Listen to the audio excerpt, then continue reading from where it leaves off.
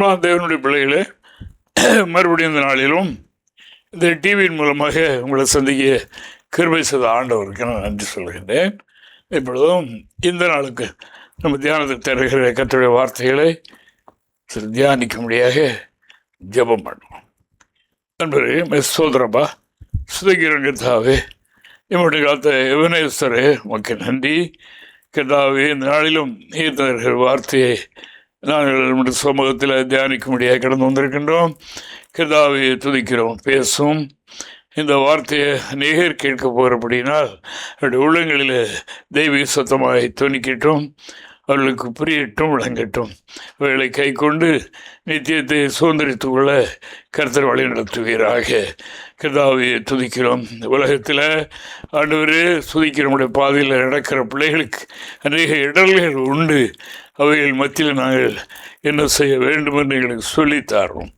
போதியும் ஆண்டவர் நம்முடைய நாமத்தை மையப்படுத்த வேணும் என்று கெஞ்சினோம். பலப்படும் ஆசீர்வதியும் இயேசுவின் நாமத்தில் ஜெபிக்கிறோம் பிதாவை. கர்த்தருடைய பிள்ளைகளே, இந்த நாளிலும் நமக்கு தருகின்ற கர்த்தருடைய வார்த்தையை சிறிது நாம் தியானிப்போம். தேவனுக்கு மகிமை உண்டாவதாக. இந்த உலகத்தில் அதாவது அநேக தீமைகள் உண்டு. இவைகளை நாம் பார்க்கின்றோம். அந்த கர்த்தருடைய வழியில் நடக்கிற அல்லது தேவனை தேடுகின்ற மக்களுக்கு விரோதமாக அப்படிப்பட்ட தீமைகள் அதாவது கிரியை செய்கிறதை நமது ஆண்டவர் அறிந்து நமக்கு தருகிற ஆலோசனை இன்று நாம் கேட்போம். தேவனுக்கு ஸ்தோத்திரம் உண்டாவதாக. ஆண்டவராய் இயேசு கிறிஸ்து மனுக்குலத்தை ரட்சிக்கும்படியாக இந்த பூமியில் அவர் தேவனாய் மாத்திரமல்ல மனிதனாகவும் அவர் தோன்றினார் என்று நாம் காணுகின்றோம். ஆனபடினால மனிதர்களுக்கு ஏற்படுகிற எல்லா நெருக்கடிகளும் சோதனைகளும் துன்பங்களும் அவருடைய வாழ்க்கையிலும் ஏற்பட்டது என்று நாம் அறிகின்றோம். ஆனபடினால ஆண்டவர் நம்முடைய சீடர்களை பார்த்து சொல்லுகின்றார், இதோ உலகத்தின் அதிபதி வருகிறான், அவனுக்கு என்னிடத்தில் ஒன்றும் இல்லை என்று சொன்னார். தேவனுக்கு ஸ்தோத்திரம். இந்த போதனை அதாவது இன்று நமக்கு தருகிறது எதற்காக என்கிறதை நாம் கவனிப்போம். அவர் தேவனாய் மாத்திரமல்ல மனிதனாகவும் அவர் தோற்றத்திலே காணப்பட்டார் என்று காணுகின்றோம். அதுபடினால அவரையும் சாத்தான் சோதித்தான் என்று நாம் காணுகிறோம். அத்தனையிலும் அவர் ஜெயம் பெற்றார், அவனை மேற்கொண்டு நமக்கு இந்த ரட்சிப்பை சம்பாதித்து வைத்திருக்கின்றார். அதுபடினால கர்த்தருடைய வழியில் தேவனுக்கு பிரியமாக ஜீவிக்க வேண்டும் என்று விரும்புகின்ற கர்த்தருடைய பிள்ளைகளுக்கு இந்த நாளில் தருகிற ஆலோசனை என்றால், இந்த லோகத்தை இன்று ஆட்கொண்டு வைத்திருக்கிற அதாவது சைத்தானுடைய பேர் என்னென்றால் உலகத்தின் அதிபதி என்று எழுதியிருக்கிறது. ஆதாம் என்று கர்த்தருடைய வார்த்தையை மீறினாரோ அன்று முதற்கொண்டு தேவன் அவருக்கு அருளிய அனைத்து அதிகாரங்களும் விலகிட்டு இப்போ இந்த எதிர் சக்தியினுடைய கையில் அது இருக்கிறது. அப்படின்னால்தான் உலகத்தின் அதிபதி என்று அவரை பற்றி எழுதியிருக்கிறது. அதற்கு ஆண்டவர் என்ன சொன்னார் என்றால், அதாவது வருகிறான், அவரிடத்தில் அவன் வருகிறான், தூரத்தில் வரும்போது சொல்கிறார் உலகத்தின் அதிபதி வருகிறான், ஆனால் என்னிடத்தில் அவனுக்குரிய செய்கைகள் கிரியைகள் ஒன்று என்னிடத்தில் கிடையாது என்று சொன்னார். அப்படி சொன்னதுனால இன்று நாம் அறிகிற காரியம் என்ன என்றால், அதாவது இந்த உலகத்தில் அவன் ஆளுகிற இதன் மத்தியில் கடவுளுடைய பிள்ளைகள் அவனுக்குரியவைகள் ஒன்றும் இல்லாமல் அவர்கள் கடவுளுக்கு பிரியமாக ஆண்டவருடைய கற்பனைகளை அவர்கள் கை கொண்டு நடக்கும் போது அவனுக்கு அப்படிப்பட்டவரிடத்தில் ஒன்றும் இல்லை. இதை பாருங்க, ஆதாம் ஏவாளும் அவர்கள் கர்த்தருடைய சாயலில் படைக்கப்பட்ட மனிதர்கள் தான். ஆனால் என்று தேவனுடைய சொல்லை மீறினார்களோ அன்று முதற்கொண்டு அவன் அவர்களை மேற்கொள்ளும் ஒரு அதிகாரத்தை உடையவனாக அவன் மாறிட்டான் என்று நாம் காணுகின்றோம். ஆனபடியினால் கர்த்தருக்காக வாழுகின்ற கர்த்தருடைய அதாவது அனுக்கிரகத்தை பற்றி ஜீவிக்கிற தேவனுடைய பிள்ளைகளுக்கு உலகத்தினுடைய எந்த தீமைகளையும் அதாவது அவர்கள் தொடாதபடி வாழுகின்றவர்களிடத்தில் அவருக்கு ஒன்றும் கிடையாது, அவரிடத்தில் நெருங்க முடியாது என்று வேதம் சொல்லுகின்றது. ஆனபடியினால் இன்னும் நம்மை பார்த்து கர்த்தருடைய வார்த்தை என்று சொல்லுகின்றது என்கிறதை சற்று கவனிப்போம். 1 பேதுரு புஸ்தகம் 5ஆம் அதிகாரம் 8வது வாக்கியத்தை வசனத்தை நாம் வாசிக்கும் போது இங்கே என்ன எழுதியிருக்கிறது பாருங்கள். இந்த உலகத்தை அவன் ஆளுகின்றான், தேவனுடைய பிள்ளைகளுக்கு அவன் எதிரி என்று எழுதியிருக்கிறது. உலகத்தினுடைய அதாவது உலகத்தில் ஆளுகின்ற அவன் தேவனுக்காக வாழுகின்ற அவனுடைய செய்கைகள் கிரியைகளை விட்டுவிட்டு தேவ பாதையில் நடக்கிற கடவுளுடைய பிள்ளைகளுக்கு அவன் யார் என்றால் எதிராளி என்று எழுதியிருக்கிறது. அவன் என்ன செய்கிறானாம்? வாசிப்போம். தெளிந்த புத்தி உள்ளவர்களாயிருங்கள், தெளிந்த புத்தி உள்ளவர்களாயிருங்கள், விழித்திருங்கள், விழித்திருங்கள். ஏனெனில் உங்கள் எதிராளியாகிய பிசாசானவன் கெர்ச்சிக்கிற சிங்கம் போல் எவனை விழுங்கலாம் என்று வகை தேடி சுற்றி. அன்பான தேவனுடைய பிள்ளைகளை கவனிக்க வேண்டிய காரியம் என்ன? அதாவது உங்கள் எதிராளியாகிய பிசாசானவன் எப்படி அலைகிறான்? கெர்ச்சிக்கிற சிங்கத்தை போல எவனை விழுங்கலாம் என்று அலைகிறான். அதற்கு நாம் செய்ய வேண்டிய காரியம் என்ன? தெளிந்த புத்தி உள்ளவர்களாக இருக்க வேண்டும், மயக்க நிலையில் இருக்க கூடாது.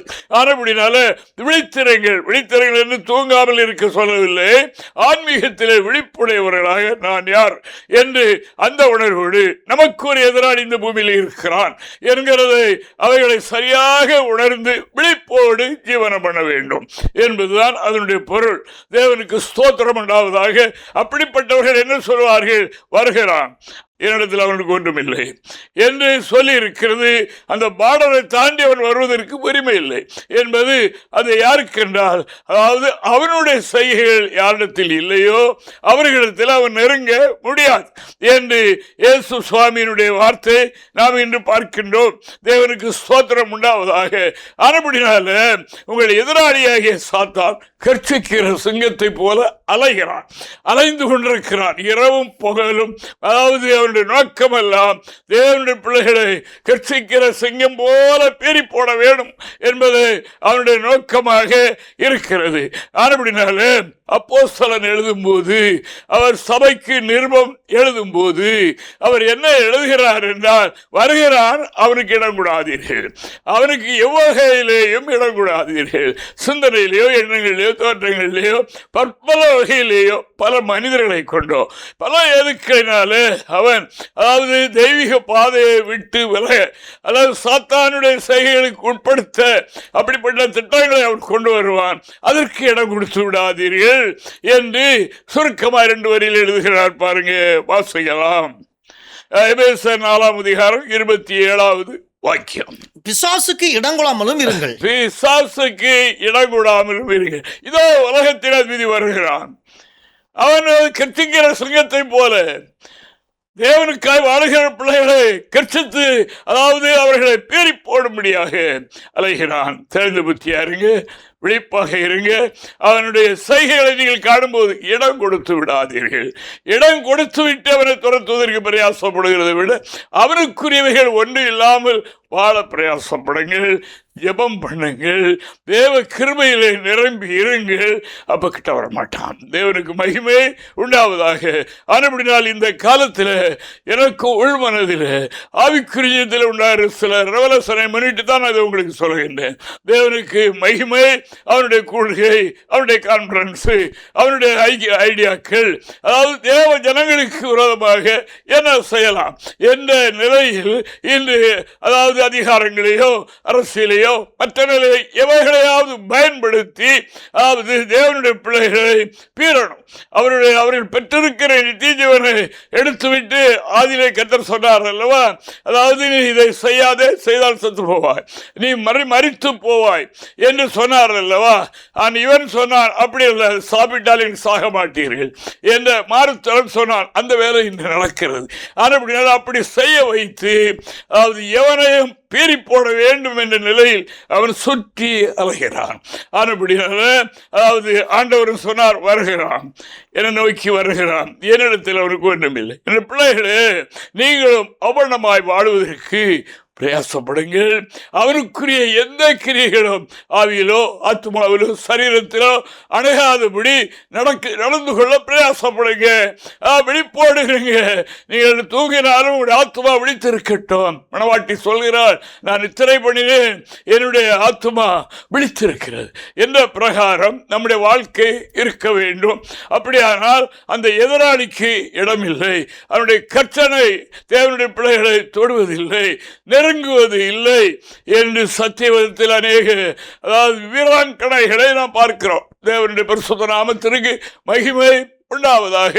அன்பானவர்களே, இந்த வார்த்தையை கேட்கின்ற உங்களுக்கு நான் இதை இன்று சொல்லுகிறேன். அதாவது நான் வேத அறிவு ஆராய்ச்சி இவைகளை முன்னிட்டு மட்டுமல்ல, என்னுடைய ஆன்மீகத்தில் இந்த நாட்களில் காணுகின்ற காரியங்களை உங்களுக்கு நான் அறிவிக்கிறேன். ஆண்டவர் ஏன் சொன்னார், நீங்களும் உலகத்தின் அதிபதிக்குரிய எந்த செய்கைகளையும் தொடாதீர்கள், அவைகளை விரும்பாதீர்கள், அவைகளுக்கு இடம் கொடுக்காதீர்கள், அவைகளை துரத்தி அடிங்கள், அவைகளை விரட்டுங்கள் என்று சொல்லி இருக்கிறது. இங்கே யோபின் புஸ்தகத்தில் நான் வாசிக்கும் போது, அதாவது சாத்தானிடத்தில் ஆண்டவர் கேட்கிறார், நீ எங்கே இருந்து வருகிறாய் என்று கேட்கும்போது அவன் சொல்லுகிறான், பாருங்க, நான் உலகம் முழுவதும் சுற்றி உலாவி வருகிறேன், உலகம் முழுவதும் சுற்றி கொண்டே இருக்கிறேன். எந்த வீட்டில் லைட் எரியுது, எந்த வீட்டில் ஆண்டவருடைய துதி சத்தம் கேட்குது, எங்கே மக்கள் நேர்மையாக நீதியாக வாழ்கின்றார்கள், அவர்களை தள்ள வேண்டும் என்ற நிலையில் அவன் இரவும் பகலும் கர்ச்சனை பண்ணி கொண்டு கர்ச்சிக்கிற சிங்கத்தை போல அவன் அலைகிறான். ஆனபடினால்தான் இங்கே சத்திய வேதம் இப்படி சொல்லுகிறது. பாருங்க, ஆண்டவருக்கு கொடுக்கிற பதிலை பாருங்க. யோபு 1 அதிகாரம் 7வது வாக்கியத்தை நான் வாசிக்கலாம். கர்த்தர் சாத்தானை நோக்கி, நீ எங்கிருந்து வருகிறாய் என்றார். சாத்தான் கர்த்தருக்கு பிரதியுத்தரமாக, பூமி எங்கும் உலாவி அதில் சுற்றி திரிந்து வருகிறேன் என்றார். ஆண்டவர் அதுக்கு இடத்துல கேட்கிறார். நாம் 7வது சொன்ன வரைக்கும் போகும்போது, பார்க்கும்போது, தாசனாயோபின் மேல் கவனம் வைத்தாயோ, அவன் எப்படிப்பட்டவன்? உத்தமன், சன்மார்க்கன், தேவனுக்கு பயந்து பொல்லாப்பை விட்டு விலகிற ஒரு நீதிமான். அவனிடத்தில் உனக்கு ஒன்றும் இல்லை என்று அவனிடத்தில் சொல்லும் போது அவன் என்ன சொல்லுகிறான் தெரியுமா? நீர் அவனை ஆசீர்வதித்திருக்கிறேன். ஒரு நெருக்கத்தை குடும்பக்கலாம், அந்த நேரத்தில் அவர் எப்படி இருக்கிறான் என்று தெரிந்து கொள்ளலாம். தூசியானோ இல்லையோ என்று பார்ப்போம் என்று சவால் விட்டான் என்று நாம் காணுகிறோம். என்னுடைய சவால் அதுதான். அதாவது நெருக்கங்கள், துன்பங்கள், பாடுகள் இவைகளை கொடுத்து அந்த வழியாக சாத்தான் இடம்பெற, அதாவது இன்று தேவ பிள்ளைகள் மத்தியில் கிரியை செய்கிறான். தேவனுக்கு மகிமை. அந்த இடத்துல அவர்கள் மீறுதல் செய்கிறது வெளிப்படையாக தெரியாவிட்டாலும் உள்ளுக்குள்ளேயே அவர்களுக்குள் பலவிதமான, சாத்தானுடைய செயல், அவருக்குரியவைகள் தோன்றி மறைந்து இருக்கிறதை நாம் அறிவோம். தேவனுக்கு மகிமை உண்டாவதாக. ஆனபடினால்தான் இங்கே சத்திய வேதம் சொல்லுகிறது. ஆண்டவர் சொன்னார், செய்து பாரு, உன்னுடைய ஜீவன் மட்டும் என்னுடைய கையில் இருக்கட்டும், அதற்கு மேலே என்னென்ன துன்பங்கள் உண்டோ அத்தனையும் செய்தான். அவனுடைய ஒரே நோக்கம் ஆண்டவரை தூசிக்க வைக்கணும், யோபை தொடரும் என்பது. முடியவே இல்லை என்று நாம் காணுகின்றோம். அந்த யோபை கர்த்தர் ஆசீர்வதித்தார் என்று வேதம் சொல்லுகின்றது.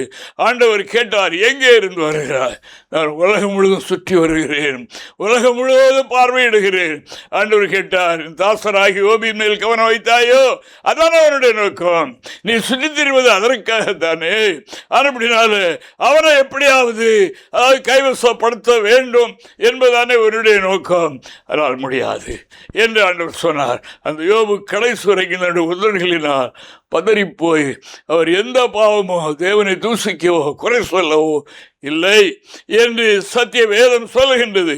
இந்த காலம் முக்கியமானது தேவனுடைய பிள்ளைகளே. ஆனபடினால் நம்முடைய வாழ்க்கையில் இந்த தெய்வீக பாதையில் நடக்கும்போது நேர்மையாக ஜீவிக்கின்ற நேரத்தில் பல நெருக்கங்கள் ஏற்படும். இந்த நெருக்கத்தின் மத்தியில் சத்துருவுக்கு நாம் இடம் கொடுத்து விடக்கூடாது. ஆண்டவருக்கு விரோதமான சிந்தனைகள், செய்கைகள் வந்துவிடக்கூடாது. நம்முடைய ஆவிக்குரிய ஜீவியம், ஜெப ஜீவியம் குறைந்து போகக்கூடாது. இதில் நாம் கண்டிப்பாக கவனமாக இருக்கணும்.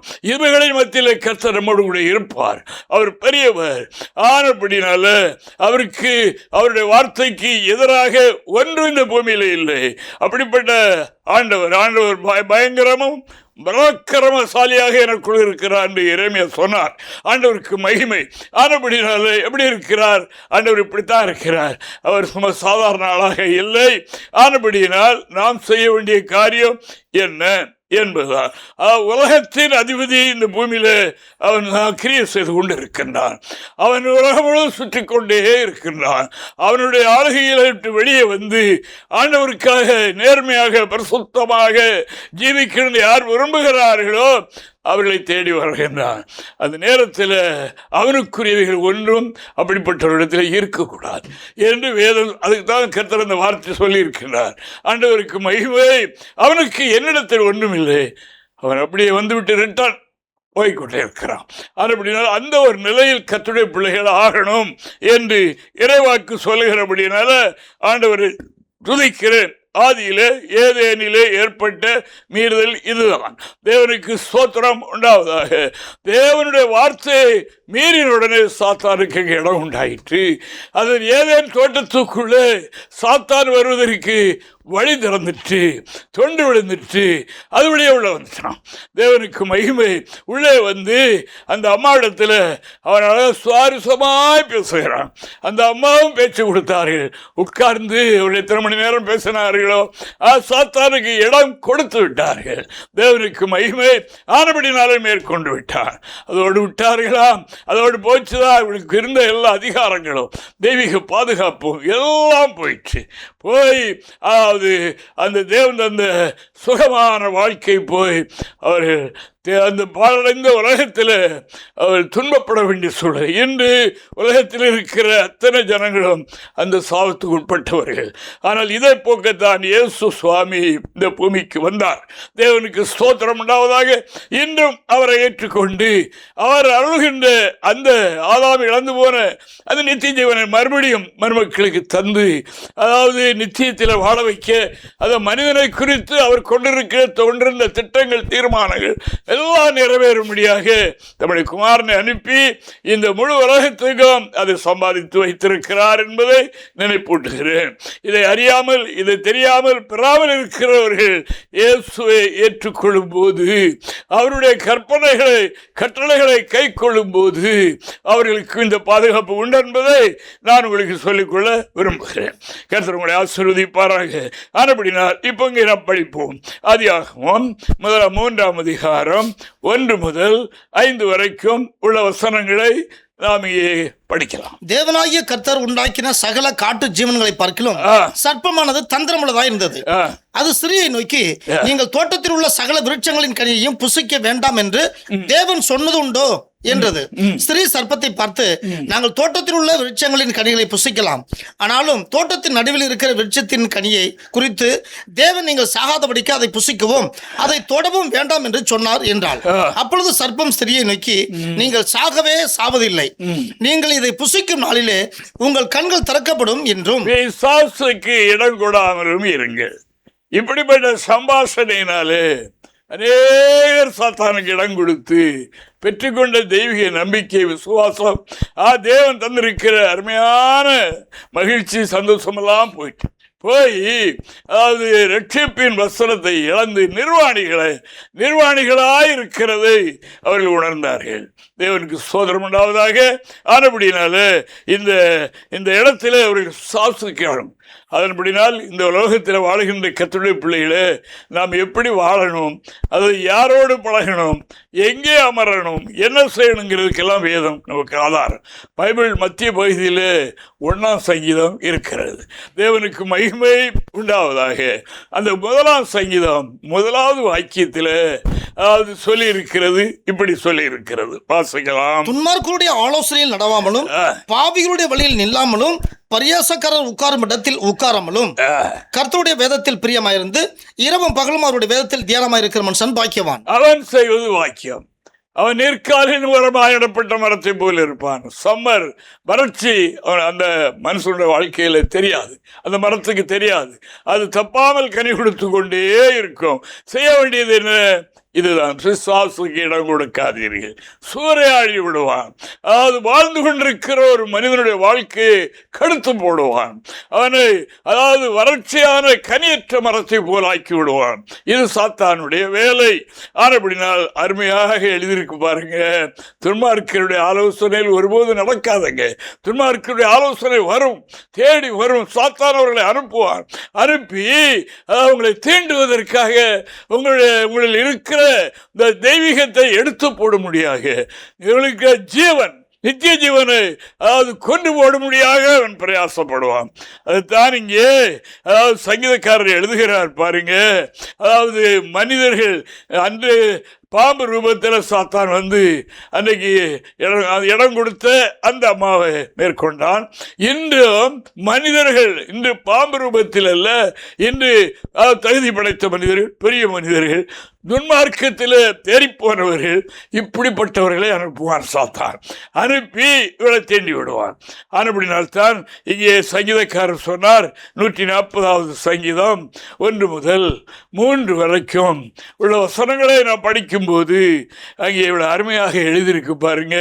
அவர்கள் மனிதர்கள் தான், அவருடைய நாவின் கீழ் என்ன இருக்கிறது என்ற இந்த ஆதி காரியங்களை அங்கே தொடர்ந்து நினைப்பூட்டுகிறதை நான் பார்க்கலாம். கர்த்தாவே, பொல்லாத மனுஷனுக்கு என்னை தப்புவியும், கொடுமை உள்ளவனுக்கு என்னை விலக்கி ரட்சியும். அவர்கள் தங்கள் இருதயத்தில் பொல்லாப்புகளை சிந்தித்து யுத்தம் செய்ய நாள்தோறும் கூட்டம் கூடுகிறான்.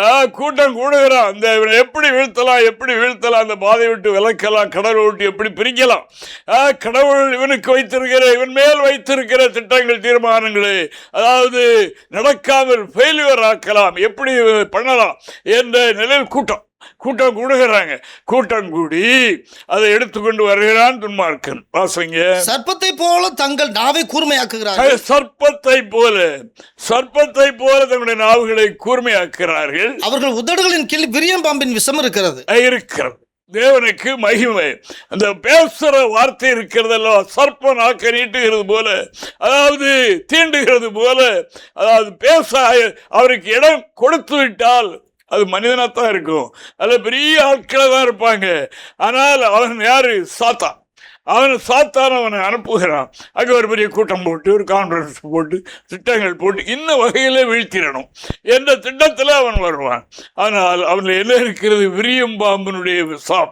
அந்த ஏதேனிலே தேவ மனிதர்களை வீழ்த்தின அந்த விஷம், அதாவது நாவின் கீழே இருக்கிறது. ஆனால் அப்படினால் இடம் கொடாதீர்கள், அவைகளுக்கு இடம் கொடுக்காதீர்கள், இடத்தை விட்டு விலகுங்கள். துன்மார்க்கருடைய ஆலோசனை நடக்காதங்க, அவங்க உட்கார இடத்துல உட்காராதங்க.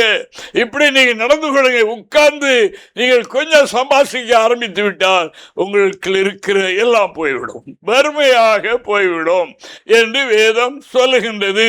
அப்படித்தான் இந்த சத்தத்தை கேட்கிற அநேகருடைய வாழ்க்கை இன்று இருக்கிறது என்பதை நான் என்னுடைய ஆவிக்குரிய கண்ணாலே காணுகின்றேன்.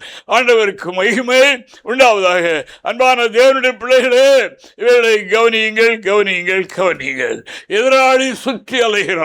அவனுக்கு நாட்கள் நெருங்கிட்டு என்று அறிந்து, கொஞ்ச காலம் தான் இருக்கிற என்பதை அறிந்து, எவனை கெடுக்கலாமோ, எவனை விழுங்கலாமோ என்று வலை வீசி சுற்றி அலைகிறான் என்று வேதம் சொல்லுகிறது. கர்ச்சிக்கிற சிங்கத்தை போல அவன் அலைந்து கொண்டிருக்கின்றான். அவர்கள் பொருளாதவர்களை அவன் ஒன்று சேர்த்து ஆலோசனை பண்ண வைக்கிறான். கான்ஃபரன்ஸ் போடுகிறார்கள்.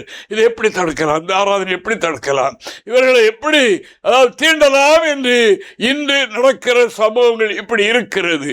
அப்படினால் என்ன செய்யணும்? நான் தேவனுடைய பிள்ளை என்ற தெளிவு இருக்கணும். எல்லாவற்றிலும் தெளிவு இருக்கணும். இந்த இடத்துல இருக்கக்கூடாது, இவரோடு சம்பாசிக்க கூடாது, ஐக்கியம் வைக்கக்கூடாது. இவன் தேவனுடைய சமூகத்தில் தேவனை ருசித்து பின்மாறி போனவன், தொடர்பு வைக்கக்கூடாது என்ற இப்படிப்பட்ட எண்ணம். தெளிவற்றவர்கள் தூங்கி கொண்டு தூக்கத்திலே இருக்கிறவர்களுக்கு ஒன்றும் தெரியாது, தீண்டிட்டு போயிடுவான். அதான் கேட்டாங்க, ஆண்டவரே, தினத்தில் நல்லதை லாபத்தைத்தது, பின்ன என்ன களைகள் முளைத்தது? மனிதர்கள் நித்திரை பண்ணும்போது சாத்தான் வந்து செலுத்து போயிட்டான். அப்படி போல தெளிவற்று யார் இருக்கிறார்களோ அந்த நேரத்தில் அவன் செய்துட்டு போயிடுவான். இடம் கொடுத்த பிறகு அவனை விரட்டுவதற்கு ரொம்ப பிரயாசப்படணும். ஆனால் அப்படின்னா அதனால ஆண்டவர் சொன்னார், அதோ வருகிறான் தூரத்தில், எனக்கு என்னிடத்தில் அவனுக்கு ஒன்றும் இல்லை என்று சொன்னார் நமது அருமரட்சகர். யாருக்காக? அவர் தெய்வமாச்சுதே. அவர் ஒரு வார்த்தை சொல்லிவிட்டால் அக்கினி எரிந்து புறப்பட்டு எரித்து போடுமே. நமக்காகத்தானே இதெல்லாம். இந்த மாதிரி அவருடைய வாழ்க்கையில் நடந்ததெல்லாம் நமக்காகத்தான். ஆனால் அப்படின்னாலும் ஒரு தேவனுடைய பிள்ளை அல்ல ஒரு பாவி மனம் திரும்பி நித்திய ஜீவனை பெற்று வழி நடக்கும் போது சாத்தான் வருவான். அவன் அதிலே கண்ணோக்கமாக இருப்பான். நாவின்களை விஷத்தை வைத்து கொண்டு வருவான். வந்து பொல்லாத வார்த்தைகள், அவிசுவாசமான வார்த்தைகள், கேடான வார்த்தைகளை சொல்லி கொண்டு போடுவான் என்று அதாவது அப்போஸ்தலன் சொல்லும்போது இன்று நடக்கிற சம்பவங்களை பார்க்கும்போது, அதாவது ஏவாளை சாத்தான் வஞ்சித்தது போல, அந்த பாம்பு வஞ்சித்தது போல இன்றும் இருக்கிற விசுவாச மக்களை அவன் கெடுத்து போடுவானோ என்று சொல்லி பயந்திருக்கிறேன் என்று கொரிந்தியருக்கு எழுதும் போது அவர் இப்படி எழுதுகிறார் பாருங்க. 2 கொரிந்தியர் 11ஆம் அதிகாரம் 3, 4 வசனங்களை வாசிக்கும் போது, அந்த காலத்திலேயே அப்போஸ்தலர்கள் எப்படி இருந்தாங்க? பயந்திருந்தேன். இந்த ஒரு ஆத்மா குறித்து, அந்த ஆத்மா குறித்து, அந்த ஆத்மா குறித்து. அதாவது ஆதியில் ஏதேன் தோட்டத்தில் ஏவாளை வஞ்சித்த சர்ப்பம் இவர்களை வஞ்சித்து விடுமோ, அது போற போக்கு அப்படியே போகுது என்று பயப்படுகிறார்கள்.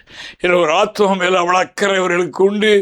அவர்களை பின்மாறிவிட்டால் நான் மறுபடியும் இவர்களுக்காக கற்போதனைப்படுகிறேன்னு, திரும்ப கற்போதனைப்பட்டு 10 மாதம் சுமந்து ஈண்டெடுக்க வேண்டி வந்துடுமோ என்று அப்படி அக்கறையாக இருந்தார்கள் பரிசுத்தவான்கள். இந்த கடைசி காலத்திலும் அதுதான். தேவனுக்கு மகிமை. வாசிப்போம். ஆகிலும் சர்ப்பமானது தன்னுடைய தந்திரத்தினாலே ஏவாளை வஞ்சித்தது போல உங்கள் மனதும் கிறிஸ்துவை பற்றிய உண்மை நின்று விலகுபடி கெடுக்கப்படுமோ என்று பயந்திருக்கிறேன். வேறு ஒன்றும் செய்ய முடியாது. என்ன செய்ய முடியும்? என்ன செய்ய முடியும்? தேவசுந்தர் போனால் பயந்துருக்கு. அந்த ஆத்மா பற்றி, இந்த ஆத்மா பற்றி, அந்த ஆத்மா பற்றி. ஆண்டவரே, அந்த ஏவாளை வஞ்சித்த அந்த சர்ப்பம், அந்த ஆவி இன்னைக்கு விரியன்பாம விசுவான ஆவின்களை வைத்துக் கொண்டு வருகிறது. இவர்கள் அவர்களோடு சம்பாசிக்கிறார்களே, உட்கார்ந்து பேசுகிறார்களே என்று, அதாவது அதே மாதிரி இவர்களுக்கு வஞ்சகம் வந்துடுமோ, அந்த சர்ப்பம் தீண்டி விடுமோ, பெற்றுக்கொண்ட அபிஷேகத்தை இழந்து விடுவார்களோ என்று பயந்திருக்கிறேன் என்று அப்போஸ்தலன் சொல்கிறார். அதுதான் இன்றைய கதி. தேவனுக்கு மகிமை. ஆனபடினால் அன்பான தேவனுடைய பிள்ளைகளை, பொதுவாய் இந்த வார்த்தையை கேட்டுக்கொண்டிருக்கிற யாவருக்கும் கர்த்தருடைய வார்த்தை என்ன சொல்லுகிறது என்றால், உலகத்தில் இன்று அதிபதியை போல இருக்கிற அசுத்த ஆவி, அதாவது கிறிஸ்தவ சங்கத்தை போல சுற்றி அலைகிறான். நோக்கமெல்லாம் இவனை கெடுக்கணும், இவனை விழுங்கலாம் என்று வலை போட்டு வலை வீசி அலைகிறான். அப்படினால் தெளிவாயிருங்கள், விழிப்பாயிருங்கள், அவனுக்கு இடம் கொடுக்காதீர்கள், அவனுக்கு ஏற்றலுங்கள் என்று அப்போஸ்தலன் சொல்கின்றார். ஆண்டவருக்கு மகிமை. அதற்கு இடம் கொடுத்து விடாமல் காத்துக்கொள்கிறவர்கள் பாக்கியவான்கள். இன்னைக்கு மக்கள், ஆண்டவரே பிசாசை ஏற்றிருக்கிறோம் அப்பாலே இயேசு நாமத்தில் என்று சொல்ல மக்கள் கற்றிருக்கிறார்கள். அதுல முதல்ல என்ன சொல்லி இருக்கிறது? வாசிப்போம். யாக்கோபு 4:7 வாசிங்க. ஆகையால் தேவனுக்கு கீழ்ப்படிந்திருங்கள். இதுதான் ரொம்ப முக்கியம். தேவனுக்கு யார் கீழ்ப்படியில் இருக்கிறதோ அவனுக்கு தெரியும். அங்கே அவனுக்கு இடம் உண்டு. அப்படினால தேவனுக்கு கீழ்ப்படியுங்கள், பிசாசுக்கு எதிர்த்து நில்லுங்கள், அப்பொழுது அவன் உங்களை விட்டு ஓடி போவான், நடந்து போக மாட்டான். அப்படினால் சத்தத்தை கேட்கின்ற அருமையானவர்களே, கேளுங்கள், வருகிறான், அவனுக்கு என்னிடத்தில் ஒன்றுமில்லை. ஆண்டவர் சொல்லுகிறார், பிதா சொல்ல குமாரன் காண்கிறது எதுவோ அதை அல்லாமல் தாமாய் ஒன்றும் செய்ய மாட்டார். அதே மாதிரி இன்றைக்கும், அதாவது அவனுக்கு நம்மிடத்தில் இடமில்லாமல் இருப்பதற்கு செய்ய வேண்டிய ஒரே காரியம், தெய்வீக திட்டங்களுக்கு, ஆலோசனைக்கு, கட்டளைக்கு, பிரமாணத்திற்கு, நியமங்களுக்கு, எல்லாவற்றிற்கும் கீழ்ப்படுகிற ஒரு மனிதனிடத்தில் பிசாசு இடமில்லை என்ற திருவாக்கை மனதில் வைத்து கொண்டு இந்த அற்புதமான இந்த வழியில், இந்த பரிசுத்த புனித பாதையில் முன்னேற கர்த்தர் இருக்கும் உதவி செய்வாராக. இந்த வார்த்தைகள் உங்கள் உள்ளத்தில் நல்ல பலனை கொடுக்கும் என்று நான் விசுவாசிக்கிறேன். கர்த்தர் அனைவரையும் ஆசீர்வதிப்பாராக. ஆமென். ஒரு ஜெபம் பண்ணும். அன்பரே சோதரமா, ஆண்டவரே உமக்கு நன்றி. நாமத்தை மகிமைப்படுத்தும் ஐயா. கர்த்தாவே, நீர் சொன்ன வார்த்தை, தந்த வார்த்தை சொன்னோம் சுவாமி, அது ஜீவனுள்ளதாக இருக்கிறது. ஆவியாக இருக்கிறது, வல்லமை உள்ள வார்த்தை. ஏதாவது அந்த வார்த்தையை கேட்கிறது மாத்திரமில்லை, அப்படி செய்து தேவன் ஜனங்கள் உலகத்தில் சாத்தானுக்கு இடம் விடாமல் ஒரு வெற்றியுள்ள வாழ்க்கை பண்ண. கர்த்தாவே, நீர் வைத்திருக்கிற அந்த ஆதாமுக்கு வைத்திருந்த எல்லாம் தேங்குழுகிறவன் எல்லாவற்றையும் சுதந்திரிப்பார் என்று எழுதியிருக்கிறது ஆண்டவர். அவைகளை வைத்திருக்க ஏதேனுள்ளது இருக்கிறது. கர்த்தாவே சோத்திரம் ஐயா, அங்கே இருக்கிற விருட்சத்தின் கனி அவனுக்கு கொடுப்பேன் என்று சொல்லியிருக்கிறது. ஆண்டவர் நாம் மகிமைப்படட்டும். கர்த்தாவே கிருபை செய்யும் அப்பா, கிருபை செய்யும். அனுப்பின காரியமாக பாக்கிய பண்ணும், நன்மை உண்டாகட்டும், ஆசீர்வதியும், தடைகளை மாற்றும். இயேசுவின் நாமத்தில் ஜெபிக்கிறோம் பிதாவே, ஆமென். Praise the Lord.